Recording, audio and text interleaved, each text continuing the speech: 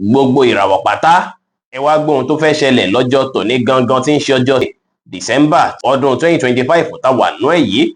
Mo kí Ọlọ́run ọba, mo ṣèbà Olódùmarè, ìbà akọ́dá ayé, ìbà aṣẹ̀dá ọ̀run, mo ṣèbà Ọ̀rúnmìlà, atórí ẹni tí ò sunwọ̀n ṣe, ẹlẹ́ẹ̀rí ìpín tòun tàyànmọ́, mojúbọ ọkùnrin, mojúbọ obìnrin, mo kí gbogbo ojú tó ń wò mí níbikíbi tí ẹ ti ń gbọ́ mi káàkiri àgbáńlá ayé.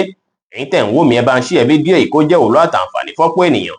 Ojú tẹ fi ń wò mí ò ní fọ́, bẹ́ẹ̀ ọwọ́ tẹ fi ń bá mi share rẹ̀ ní fi gbọ́mọ sí ẹ̀sìn ní fi gba lẹ́tà ìbànújẹ́ láṣẹ Ìdùmarè.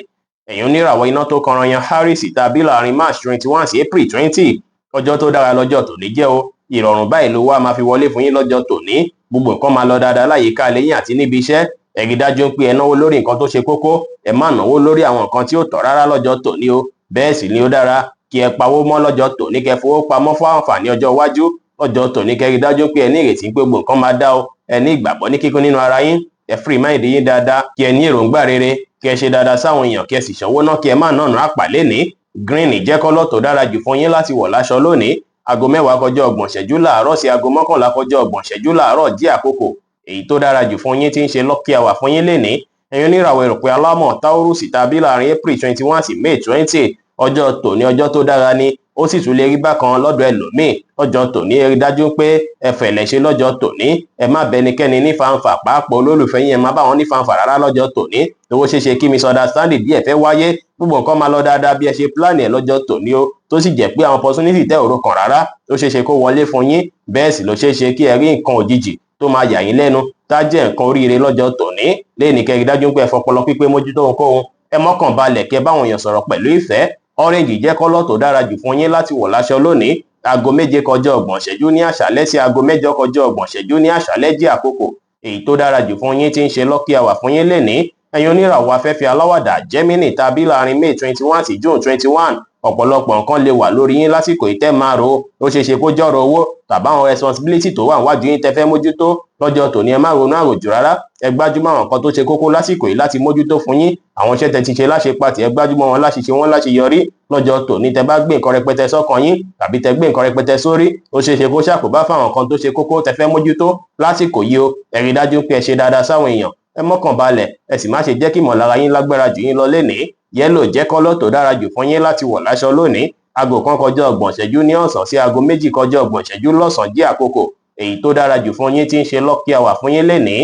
Ẹ̀yin oníràwọ̀ omi agbára Cancer tàbí láàrin June 22 sí July 22, ọjọ́ ìdùnnú lọ́jọ́ tòní jẹ́. Gbogbo àwọn èèyàn tó rọ̀gbà yín ká pátá àwọn náà máa wà ní ìdùnnú púpọ̀. Ọjọ́ tòní ẹ máa ráwọn àǹfààní tó pọ̀ rẹpẹtẹ jẹ. Ẹ sì gbọ́dọ̀ rí dájú pé ẹ lọ́jọ́ tòní láti gbájúmọ́ àwọn nǹkan tó ṣe kókó fún yín lákòókò tó tọ́ àtàkókò tó yẹ. Gbogbo opportunity èyíkéyìí tó bá sì wọlé kẹ́ grab ẹ o. Ẹ rí dájú pé ẹ gbájúmọ́ṣẹ́ kẹ́ lè rore gbámú. Ẹ ṣe dáadáa sáwọn èèyàn. Àwọn plan yín, àwọn àṣírí kọ̀ọ̀kan yín, àwọn tẹ́ ń ṣe lọ́wọ́ lábẹ́nú, ẹ má jẹ́ hàn síta kó lè ṣeéṣe láṣeyọrí fún yín. Green jẹ́ kọ́lọ̀ tó dára jù fún yín láti wọ̀ láṣọ lónìí. Aago 2 kọjá 30 ìṣẹ́jú ní ọ̀sán sí aago 3 kọjá 30 ìṣẹ́jú lọ́sàn-án jẹ́ àkókò èyí tó dára jù fún yín tí ń ṣe lucky hour fún yín lénìí. Ẹ̀yin oníràwọ̀ iná tó gbóná riri Leo tàbí láàrin July 23 sí August 22, iṣẹ́ yín bó ṣe fẹ́ ní dàgbàsókè òun ló máa wà lọ́kàn yín báyìí. Àkókò ti tó láti ṣàwọn nǹkan yín létò ètò, láti tẹpámọ́ṣẹ́. Ìtẹpámọ́ṣẹ́ tẹ bá ṣe lọ́jọ́ tòní á béèrè fún yín lọ́jọ́ iwájú o. Lẹ́ni kẹ́ rí dájú pé ẹ fọpọlọ pípé, ẹ fi mójútó ohunkóhun, ẹ sì wà calculative, kẹ́ má bàa ní lọ́ọ̀sì lórí ohunkóhun lọ́jọ́ tòní.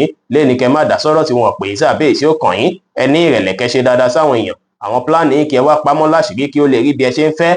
Green jẹ́ kọ́lọ̀ tó dára jù fún yín láti wọ̀ láṣọ lónìí. Aago 11 kọjá 30 ìṣẹ́jú láàárọ̀ sí aago 12 kọjá 30 ìṣẹ́jú ní ọ̀sán jẹ́ àkókò èyí tó dára jù fún yín tí ń ṣe lucky hour fún yín lénìí. Ẹ̀yin oníràwọ̀ erùpẹ̀ funfun Virgo tàbí láàrin August 23 sí September 23, ọjọ́ tòní dára púpọ̀ láti fi kọ́ ẹ̀kọ́ o. Ẹ gbájúmọ́ bẹ́ẹ̀ ṣe fẹ́ kọ́ ẹ̀kọ́ bẹ́ẹ̀ fẹ́ ní ìmọ̀ sí. Pàápàá tẹ bá ti ń fẹ́ láti kọ́ nǹkan kan tẹ́lẹ̀tẹ́lẹ̀ tí nǹkan kan ti wà lọ́kàn yín tẹ fẹ́ kọ́ ní ẹ̀kọ́, ẹ rí dájú pé ẹ kọ́ lọ́jọ́ tòní. Ẹ fè ní wá ìmọ̀. Gbogbo ìtẹ́ bá mọ̀ lọ́jọ́ tòní àwọn yìí lọ́wọ́ lọ́jọ́ iwájú. Láàyè iṣẹ́ ẹ má ń kánjú ju bó ṣe yẹ lọ rárá o. Ẹ rí dájú pé ẹ wà lọ́jíkà. Kẹ́ fọpọlọ pípé mójútó ohunkóhun kí gbogbo nǹkan lè lọ dáadáa lénìí. Ẹ má sọ̀rọ̀ òdì àbí ọ̀rọ̀ àìtọ́ sí èèyàn. Ẹ ṣe dáadáa sáwọn èèyàn kí ẹ sì báwọn èèyàn sọ̀rọ̀ pẹ̀lú ìfẹ́. Brown jẹ́ kọ́lọ̀ tó dára jù fún yín láti wọ̀ láṣọ lónìí. Aago 1 kọjá 30 ìṣẹ́jú ní ọ̀sán sí aago 2 kọjá 30 ìṣẹ́jú ní ọ̀sán jẹ́ àkókò èyí tó dára jù fún yín tí ń ṣe lucky hour fún yín lénìí.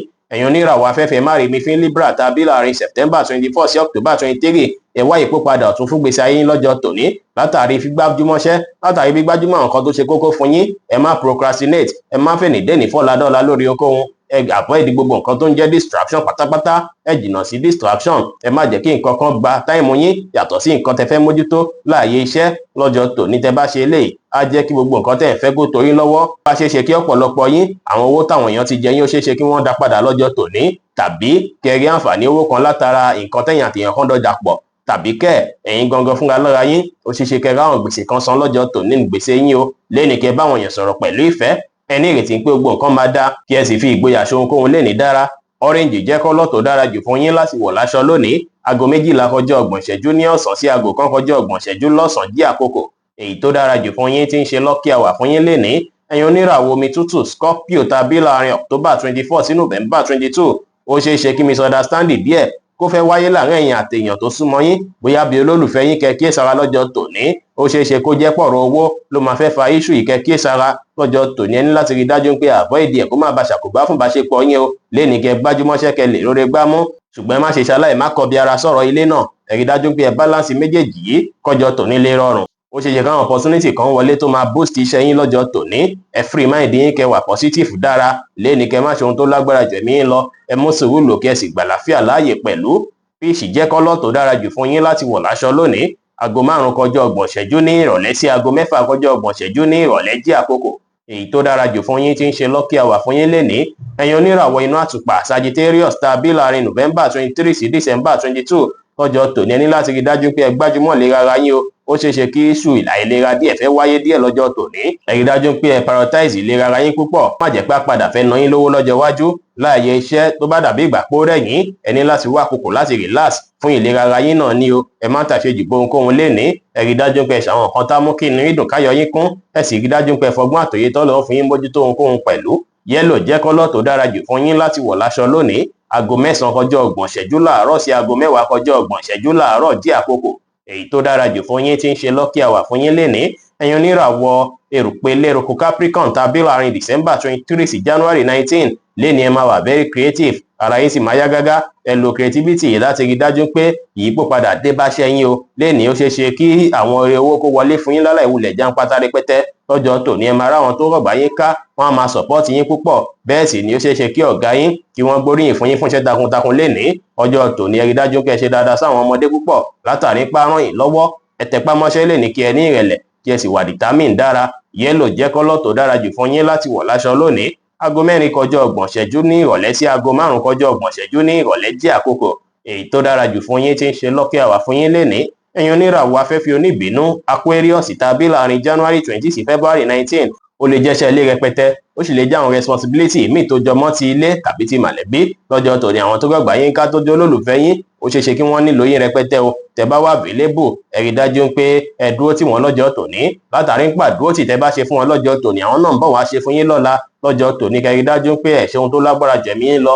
Ẹ rí dájú pé ẹ ṣe nǹkan yín létò ètò. Ẹ fọgbọ́n àtòyé tọ́ lọ fún yín ṣe ohunkóhun kẹ́ sì ṣe dáadáa sáwọn èèyàn lénìí pẹ̀lú. White jẹ́ kọ́lọ̀ tó dára jù fún yín láti wọ̀ láṣọ lónìí. Aago 9 láàárọ̀ sí aago 10 láàárọ̀ jí àkókò èyí tó dára jù fún yín tí ń ṣe lucky hour fún yín lénìí. Ẹ̀yin oníràwọ̀ omi tí kì í ru Pisces tàbí láàrin February 20 sí March 20, àwọn ọ̀rọ̀ yín lọ́jọ́ tòní á jẹ́ èyí tó ṣe é pá fìdí múlẹ̀ dáadáa. Lénìí inú yín máa dùn, ayọ̀ yín máa kún pẹ̀lú bí nǹkan ṣe ń lọ lákòókò yìí. Àkókò ti tó báyìí láti rí dájú pé ẹ polówó ọjà kọjá tẹ́ bá ń tà. Ẹ ṣàlàyé nǹkan tẹ́ ń fẹ́ láàyè iṣẹ́ lọ́jọ́ tòní. Ẹ rí dájú pé ẹ grab àwọn àǹfààní kan. Ẹ rí dájú pé ẹ grab àwọn information èyíkéyìí tó bá lè jẹ́ àǹfààní fún yín, tàbí àwọn àǹfààní èyíkéyìí tó bá wọlé fún yín. Kẹ́ rí dájú pé ẹ welcome rẹ̀ púpọ̀. Ìyá ràn yín lọ́wọ́ dáadáa. Ẹ ṣòtítọ́ ẹ ṣòdodo láwùjọ àwọn èèyàn. Ẹ má kánjú ju bó ṣe ẹ lọ lórí ohunkóhun. Ẹ wà smart kí ẹ gbájúmọ́ ohun tó ṣe kókó fún yín lákòókò tó tọ́ àtàkókò tó yẹ. Light yellow jẹ́ kọ́lọ̀ tó dára jù fún yín láti wọ̀ láṣọ lónìí. Aago 4:30 ní ìrọ̀lẹ́ sí aago 5:30 ní ìrọ̀lẹ́ jí àkókò èyí tó dára jù fún yín tí ń ṣe lucky hour fún yín lénìí. Bí ó ṣe jẹ́ nìyẹn fún gbogbo irúfẹ́ ìràwọ̀ 12 tó wà pátá. Ẹ̀yin tẹ́ ń wò mí pátá ẹ má gbàgbé pé Ọlọ́run bo Olódùmarè nìkan lọ́ba tó ní ìmọ̀ jùlọ. Ẹ̀yin tẹ́ fẹ́ ṣèwádìí onírúurú láǹfààní àti kàn sí wa ní WhatsApp 09033897161. Ire gbogbo ajẹ́ tiwa lónìí, lọ́sẹ̀ yìí, lóṣù yìí àti ní gbogbo ọjọ́ ayé wa láṣẹ Ìdùmarè. Ire o.